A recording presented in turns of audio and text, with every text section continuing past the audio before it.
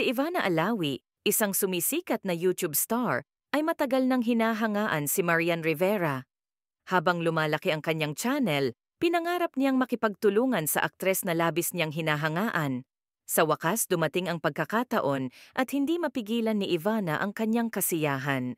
Nagpasya silang gumawa ng isang mukbang session, isang bagay na kinagigiliwan ng mga manonood ni Ivana, ngunit may twist. Sasagutin nila ang mga tanong ng mga fans habang nag-e-enjoy sa iba't ibang pagkaing Pilipino. Maingat na inihanda ni Ivana ang lahat, tiniyak na perpekto ang set at masarap ang pagkain.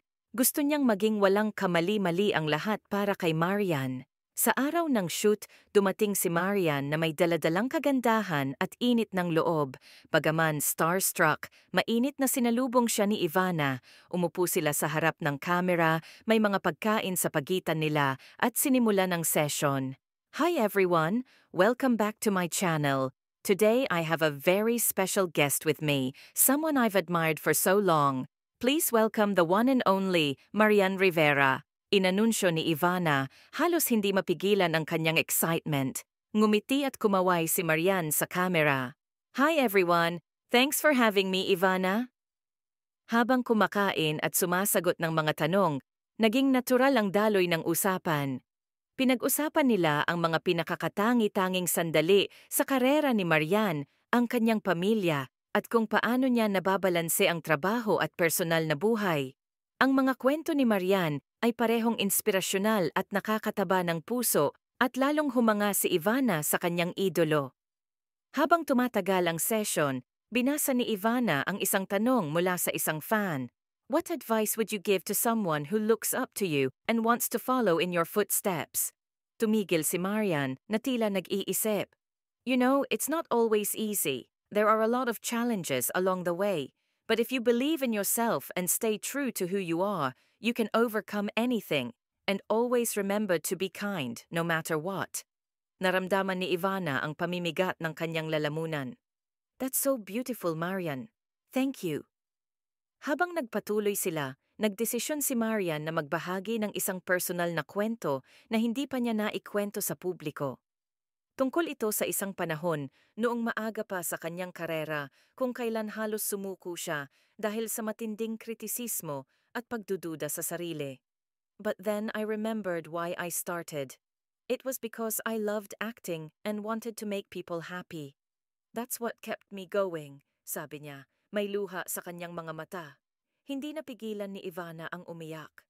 You've always been so strong and such an inspiration. Thank you for sharing that. Hinawakan ni Marian ang kamay ni Ivana.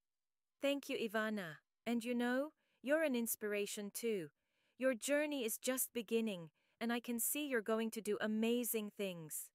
Ang natitirang bahagi ng session ay pinaghalong tawanan at mga taus-pusong sandali. Naglaro pa ng magaan na prank si Marian kay Ivana. Nagtago ng maanghang na sili sa kanyang pagkain na nagdulot ng mga nakakatawang reaksyon at higit pang bonding. Sa pagtatapos ng shoot, naramdaman ni Ivana ang matinding pasasalamat. Alam niyang ito ay magiging isa sa mga highlight ng kanyang karera. Tinapos nila ang video na may mainit na pasasalamat sa kanilang mga manunood at pangako ng mas maraming kapanapanabik na content sa hinaharap.